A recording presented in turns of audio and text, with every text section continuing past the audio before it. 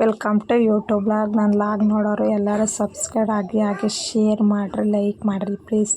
ಎಲ್ಲರೂ YouTube video ಮಾಡೋರಿಗೆ support ಮಾಡಿರಿ ಪ್ಲೀಸ್, ನಿಮ್ಮಲ್ಲಿ ಮನವಿ. ಹಾಗೆ ನಾನು ಇವತ್ತಿನ ವೀಡಿಯೋದಲ್ಲಿ ಏನು ಮಾಡ್ತಾಯಿದ್ದೀನಿ ಅಂದರೆ ಬೆಂಡೆಕಾಯಿ ಚಟ್ನಿ ಯಾವ ಥರ ಮಾಡೋದು ಅಂತ ಹೇಳ್ತೀನಿ ಬನ್ನಿ ಈ ವಿಡಿಯೋದಾಗೆ. ಫಸ್ಟಿಗೆ ಒಂದು ಬಾಣಲಿ ಇಟ್ಬಿಟ್ಟು ಅದಕ್ಕೆ ಎಣ್ಣೆ ಹಾಕ್ಬಿಟ್ಟು ಹಾಗೆ ಈರುಳ್ಳಿ ಹಾಕಿ ಹಾಗೆ ಹಸಿಮೆಣ್ಸಿನ್ಕಾಯಿ ಹಾಕ್ಬಿಟ್ಟು ಹಾಗೆ ಟೊಮೊಟೊ ಹಾಕ್ಬಿಟ್ಟು ಬೆಂಡೆಕಾಯಿ ಎಲ್ಲ ಹಾಕ್ಬಿಟ್ಟು ಚೆನ್ನಾಗಿ ಫ್ರೈ ಮಾಡಬೇಕು. ಇದು ಯಾವ ಥರ ಫ್ರೈ ಮಾಡಬೇಕು ಅಂದರೆ ಇದು ಎಲ್ಲ ಖಾರ ಒಳ್ಳೊಳ್ಳೆ ಆಗಬಾರ್ದು, ಅಲ್ಲೇ ತಕ್ಕ ಫ್ರೈ ಮಾಡಬೇಕು ಬೆಂಡೆಕಾಯಿ ಚಟ್ನಿಯ. ಹಾಗಾದರೆ ಟೇಸ್ಟ್ ಇರ್ತೈತೆ, ಇಲ್ಲ ಅಂದರೆ ಬೆಂಡೆಕಾಯಿ ಒಳ್ಳೊಳ್ಳೆ ಅನಿಸ್ಬಿಡ್ತೈತೆ. ಅಲ್ಲೇ ತಕ್ಕ ಬೆಂಡೆಕಾಯ ಚೆನ್ನಾಗಿ ಫ್ರೈ ಮಾಡಿರಿ ಬೆಂಡೆಕಾಯಿ ಚಟ್ನಿಗೆ. ಅದಕ್ಕೆ ಮುಂಚೆನೇ ಏನೇನು ಹಾಕ್ಬೇಕು ಐಟಮ್ ಅಂತಂದು ಎಲ್ಲ ಅದನ್ನು ತೋರಿಸ್ತಾಯಿದ್ದೀನಿ ಈ ವಿಡಿಯೋದಲ್ಲಿ. ಮನೇಲಿ ಒಂದ್ಸಲ ಟ್ರೈ ಮಾಡಿರಿ ಬೆಂಡೆಕಾಯಿ ಚಟ್ನಿನ. ಇದು ಮಕ್ಕಳಿಗೆ ಬೆಂಡೆಕಾಯಿ ಸಾರು, ಬೆಂಡೆಕಾಯಿ ಚಟ್ನಿ ವಾರಕ್ಕೊಂದ್ಸಲ ಕೊಟ್ಟರೆ ಮಕ್ಕಳಿಗೆ ಬುದ್ಧಿ ಚುರುಕಾಗುತ್ತೆ ಬೆಂಡೆಕಾಯಿಗೆ, ಮತ್ತು ಜೀರ್ಣಶಕ್ತಿ ಇರಲ್ಲ ಒಂದೊಂದು ಹುಡುಗರಿಗೆ. ಹಾಗಾಗಿ ದೊಡ್ಡವರಾದರೂ ವಯಸ್ಸಾದರೂ ಮಕ್ಕಳಿಗೂ ಎಲ್ಲರಿಗೂ ಜೀರ್ಣಶಕ್ತಿಗೆ ಬೆಂಡೆಕಾಯಿ ಭಾರಿ ಒಳ್ಳೆಯದು.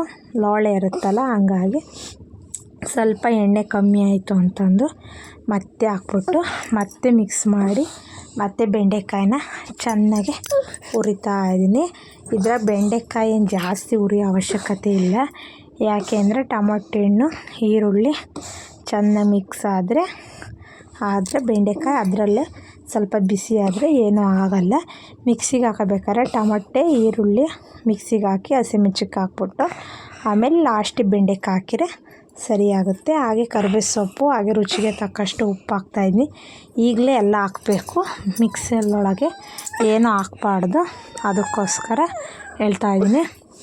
ಹಾಗೆ ಬೆಂಡೆಕಾಯಿ ಮತ್ತೆ ಫ್ರೈ ಮಾಡ್ತಾಯಿದ್ದೀನಿ. ಇದರೊಳಗೆ ಬೆಂಡೆಕಾಯಿ ಇದ್ರೊಳಗೆ ಏನಕ್ಕೆ ಹಾಕ್ತೀವಿ ಅಂದರೆ ಲೋಳೆ ಒಂದು ಸ್ವಲ್ಪ ಕಮ್ಮಿ ಆಗುತ್ತೆ ಅಂತ, ಅದಕ್ಕೋಸ್ಕರ ಬೆಂಡೆಕಾಯಿನ ಹಾಕ್ತಾಯಿದ್ದೀನಿ. ಹಾಗೆ ಹುರ್ಗಡ್ಲೆ ಹಾಕ್ತಾಯಿದ್ದೀನಿ. ಹುರ್ಗಡ್ಲೆ ಆಪ್ಷನಲ್ಲ, ಹಾಕೋಬೋದ್ರೆ ಹಾಕ್ಬೋದು, ಬೇಡ ಅಂದರೆ ಬೇಡ.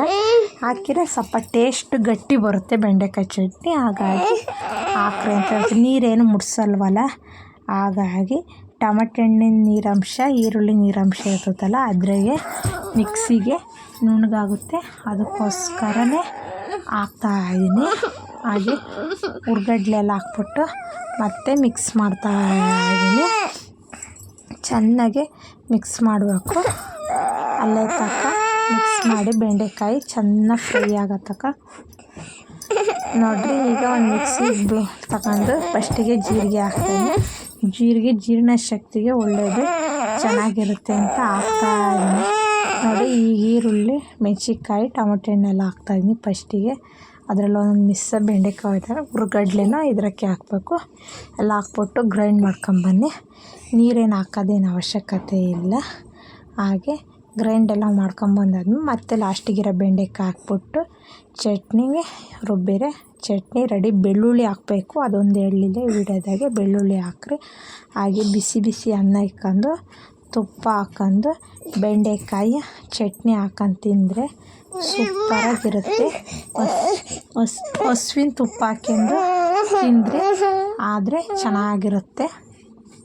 ಹಾಗಾಗಿ ಎಮ್ಮೆ ಬೆಣ್ಣೆ, ಹಸಿನ ಬೆಣ್ಣೆ, ತುಪ್ಪ ಏನಾರ ಹಾಕೊಂಡು ತಿಂದರೆ ಬೆಂಡೆಕಾಯಿ ಚಟ್ನಿ ನೋಡಿರಿ ಈಗ ಎಷ್ಟು ಚೆನ್ನಾಗಿದೆ. ದರ್ದರ್ಗೆ ಮಾಡಬೇಕು. ತುಪ್ಪ ಬೆಂಡೆಕಾಯಿ ಚಟ್ನಿ ಅನ್ನ ಹಾಕೊಂಡು ತಿಂದರೆ ಸೂಪರಾಗಿರುತ್ತೆ, ಭಾರಿ ಟೇಸ್ಟಾಗಿರುತ್ತೆ. ಒಂದ್ಸಲ ಮನೆಯಲ್ಲೆಲ್ಲರೂ ಟ್ರೈ ಮಾಡಿರಿ, ಹೇಗಿತ್ತು ಅಂತ ಕಮೆಂಟ್ ಮಾಡಿ ಈ ಮೂಲಕ ಹೇಳ್ರಿ. ಎಲ್ಲರೂ ಸಬ್ಸ್ಕ್ರೈಬ್ ಆಗಿರಿ ಪ್ಲೀಸ್. ಬಾಯ್ ಬಾಯ್.